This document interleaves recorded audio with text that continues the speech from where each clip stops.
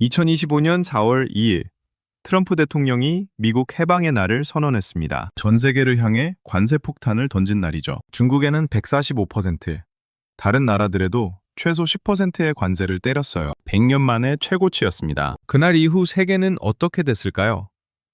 모든 경제학자들이 경고했습니다. 물가가 폭등할 거라고요. 골드만삭스는 소비자 물가가 0.7에서 1.1%포인트 더 오를 거라고 예측했어요. 미국 가정은 연간 1,200달러를 더 부담하게 될 거라는 보고서가 쏟아졌습니다. 그런데 이상한 일이 벌어졌어요. 1년이 지났는데 예상했던 인플레이션 대폭발이 안 일어났습니다. 오히려 디플레이션 우려가 커지고 있어요. 도대체 무슨 일이 벌어진 걸까요? 오늘 이 영상에서 밝힐 진실은 충격적입니다. 시작 전 구독과 좋아요 한 번씩 눌러주시면 큰 힘이 됩니다. 샌프란시스코 연방준비은행이 2025년 발표한 연구 보고서가 있어요. 제목이 뭔지 아세요? 관세 충격에 대해 역사는 무엇을 말해주는가입니다. 이 보고서의 결론이 놀랍습니다. 관세 인상은 실업률에는 상승 압력을 가하지만 인플레이션에는 하방 압력을 줄 가능성이 있다는 겁니다. 쉽게 말하면 관세를 올리면 물가가 떨어진다는 거예요. 어떻게 이럴 수 있을까요? 상식적으로 생각해보세요. 수입품에 관세를 매기면 가격이 오르잖아요. 그럼 물가도 오를 거 아니에요? 그런데 150년 데이터를 분석해보니 정반대였다는 겁니다. 연구진은 1870년부터 1913년까지 그리고 1차 세계대전과 2차 세계대전 사이 기간을 분석했어요. 이 시기는 최근 역사상 관세 변동성이 현재와 비슷했던 때입니다. 결과는 명확했습니다. 관세 변화와 인플레이션 사이에 강한 음의 상관관계가 나타났어요. 관세가 1%포인트 오를 때 인플레이션은 평균적으로 0.6%포인트 하락하는 경향을 보였습니다. 왜 그럴까요?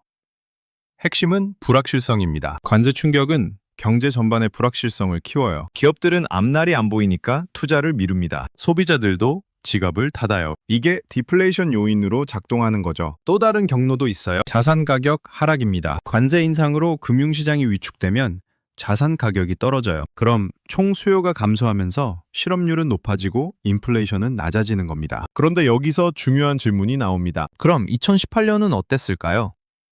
트럼프 1기 때도 관세 전쟁을 했잖아요. 그때 뭐가 일어났는지 봅시다. 2018년 1월 미중 무역 전쟁이 시작됐어요. 사람들이 난리였습니다. 경제 망한다고요? 그런데 실제로는 어땠을까요?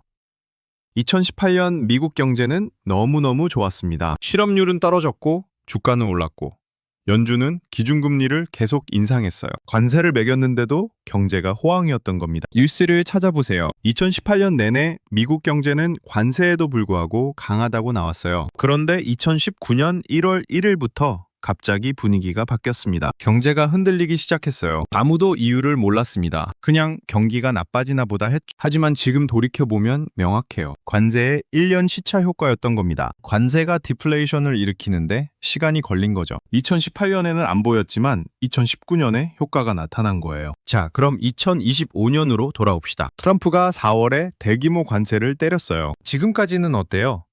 큰 인플레이션? 없습니다. 오히려 성장률이 둔화되고 있어요. KDI가 발표한 2026년 세계 경제 전망을 보면 흥미로워요. 2025년 세계 경제는 트럼프발 관세 불안에도 불구하고 3.1% 성장할 거래요. 당초 예상인 2.7%보다 높은 겁니다. 무슨 말이냐? 관세의 벽을 AI와 반도체의 창이 돌파했다는 거예요. 미국의 AI 투자와 반도체 설비 확충이 경제를 떠받쳤어요. 하지만 이게 언제까지 갈까요? 문제는 2026년입니다. 관세의 시차 효과가 본격적으로 나타날 시기거든요. 샌프란시스코 연준 보고서가 경고하는 게 바로 이겁니다. 그럼 왜 많은 경제학자들이 틀렸을까요? 정치적 논리 때문입니다. 트럼프를 비판하려면 뭐라고 해야 할까요? 관세 때문에 물가가 오른다고 해야죠. 서민들이 고통받는다고 해야 해요. 실제로 연방의회 민주당 의원들이 발표한 보고서를 보세요. 트럼프 관세로 미국 가정이 1,200달러 부담했다고 합니다. 재무부 관세 수입 통계를 근거로 계산했대요. 하지만 이게 전부일까요? 관세 수입이 증가했다는 건 정부 세수가 늘었다는 뜻이기도 해요. 트럼프는 이걸 국민에게 환급하겠다고 했습니다. 실제로 2025년 12월 대국민 연설에서 뭐라고 했는지 아세요? 내년 봄은 사상 최대 규모의 환급 시즌이 될 것이다. 관세로 벌어들인 돈을 국민에게 돌려주겠다는 겁니다. 새로운 감세 정책으로 가정당 연간 11,000에서 2만 달러를 절감하게 해주겠다고 했어요. 결국 어떻게 되는 걸까요? 수입품 가격은 올라가지만 세금 환급으로 상쇄되는 거예요. 순효과는 별로 크지 않을 수 있다는 겁니다. 더 중요한 건 따로 있어요. 경제 전체의 수요가 줄어드는 겁니다. 기업들이 투자를 미루고 소비자들이 지출을 줄이면 어떻게 될까요?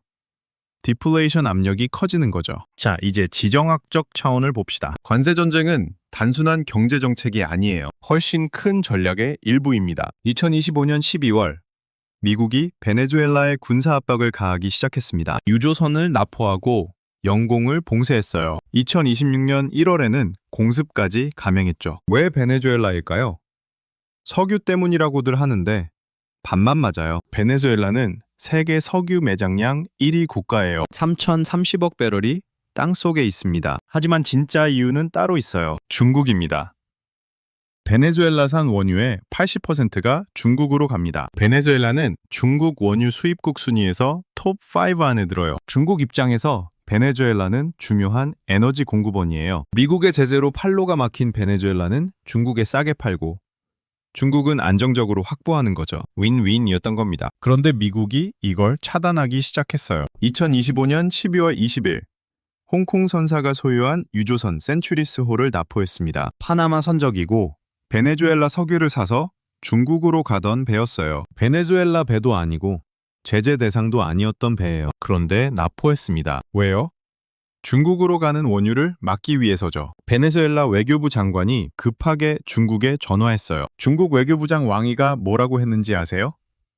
중국은 모든 일방적인 압박 행위에 반대한다. 베네수엘라의 정당한 권익 수호를 지지한다. 말로는 지지한다고 하는데 실제 행동은 별로 없어요. 중국은 군사 개입 약속을 안 했습니다. 왜일까요?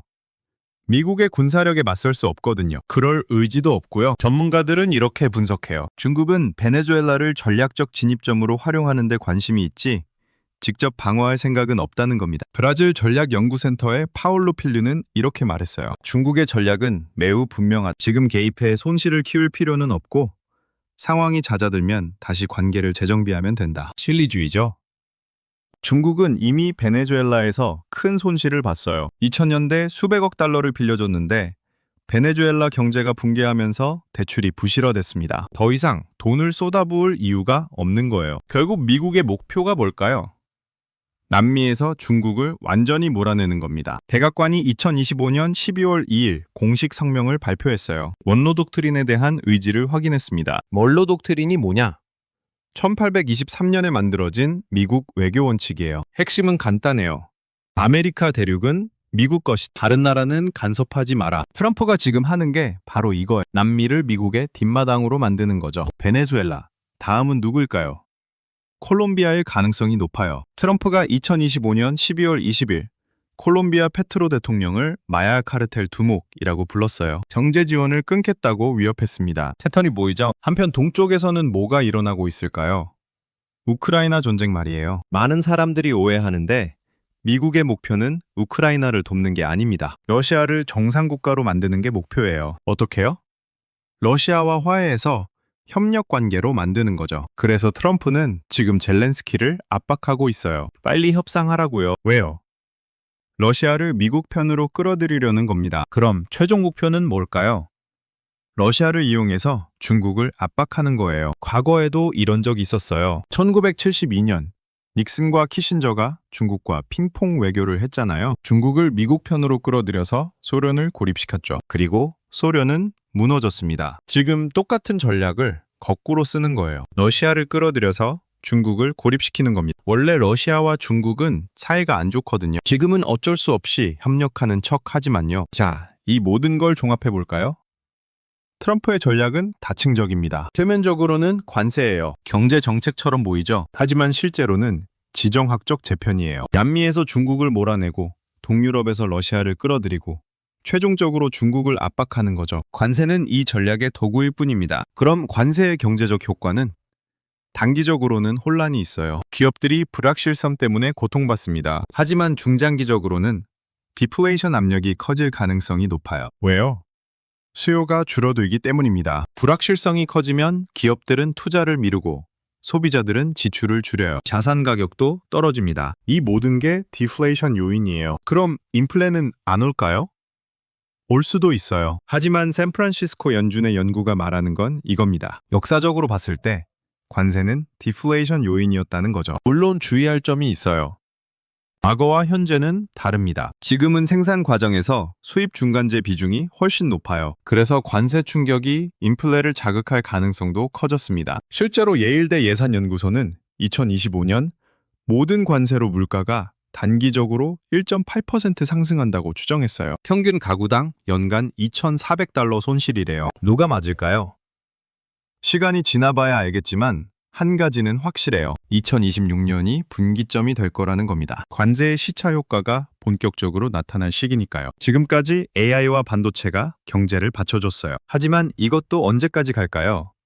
KDI는 경고합니다. AI 분야의 천문학적 투자와 수익 회수 기간이 일치하지 않는다고요. 오픈 AI의 2025년 손실이 50조 원에 달한대요. 엔비디아 같은 대형 기업들이 벤처 투자를 확대하면서 생태계 전체의 부실 가능성도 우려된다고 합니다. 투자 회수 기간이 장기화되면 어떻게 될까요?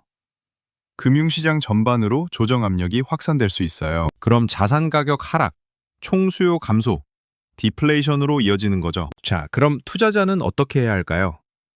첫째, 인플레 해지 전략을 제고하세요. 지금까지 인플레를 걱정해서 자산을 사모았다면 방향을 바꿔야 할 수도 있어요. 둘째, 현금의 가치를 재평가하세요. 디플레가 오면 현금이 왕이에요. 빚을 줄이는 게 현명할 수 있습니다. 셋째, 금은 계속 주목하세요. 금값이 오르는 이유는 인플레 때문이 아니에요. 지정학적 리스크 때문입니다. 미국 군사비 지출과 금값은 거의 일치해요. 트럼프가 국방비를 1조 5천억 달러까지 늘리겠다고 했죠. 50% 증가예요. 그럼 금값은 더 오를 가능성이 높습니다. 넷째, 핵심지 자산에 집중하세요. 모든 부동산이 오르는 게 아니에요. 서울, 강남, 미국 주요 도시, 이런 핵심지만 오릅니다. 변두리는 위험해요. 다섯째, 중국의 제조업 덤핑을 주시하세요. 중국이 전쟁 준비를 하는 한 디플레이션 압력은 계속될 거예요. 전기차 봤죠? 비아디가 테슬라를 판매량에서 잡아먹었어요. 왜 중국이 저렇게 싸게 팔까요? 전쟁 수행 능력을 키우기 위해서예요. 제조업 역량이 전쟁에서 이기는 힘이거든요. 그럼 전쟁 전까지는 디플레이션 압력이 계속되는 겁니다. 자, 결론입니다. 전 세계 경제학자들이 150년 동안 놓쳤던 진실을 오늘 알게 되셨습니다. 관세는 인플레가 아니라 디플레예요. 샌프란시스코 연준 데이터가 증명합니다. 앞으로 어떻게 될까요? 2026년이 분기점입니다. 관세의 시차 효과가 본격화될 거예요. AI 버블이 꺼지기 시작하면 조정이 더 클 수 있습니다. 지정학적으로는 미국이 중국을 압박하는 전략이 계속될 거예요. 남미, 동유럽, 중동, 모든 곳에서 중국의 영향력을 제거하려고 할 겁니다. 투자 전략을 바꾸십시오. 과거의 인플레 패러다임에서 벗어나세요. 새로운 디플레이 시대를 준비하는 자만 살아남습니다. 마지막으로 한 가지만 더 말씀드리겠습니다. 정치적 논리에 속지 마십시오. 누군가를 비판하기 위해 경제 분석을 왜곡하는 사람들이 많아요. 객관적 데이터를 보세요. 샌프란시스코 연준 보고서를 직접 찾아보세요. 과거 150년 역사를 보세요. 스스로 판단하십시오. 오늘 이 영상이 당신의 투자 인생을 바꿀 겁니다. 150년 만에 밝혀진 진실을 알게 됐으니까요. 준비하는 자만 기회를 잡습니다. 지금 이 순간부터 시작하십시오.